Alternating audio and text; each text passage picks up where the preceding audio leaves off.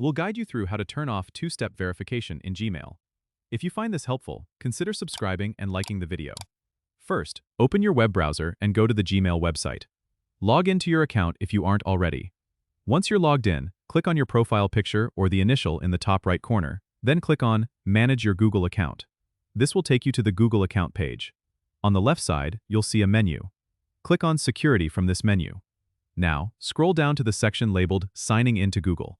Here, you'll find the two-step verification option. It should show ON if it's currently enabled. Click on this option.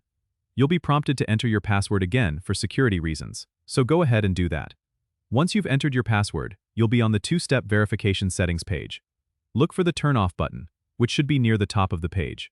Click on this button. A confirmation dialog will appear asking if you're sure you want to turn off two-step verification. Confirm your choice by clicking Turn Off. And that's it. You've successfully turned off two-step verification for your Gmail account. Just remember that turning off this feature will make your account less secure, so consider using it only if you have other security measures in place. Don't forget to subscribe and comment if this helped you out.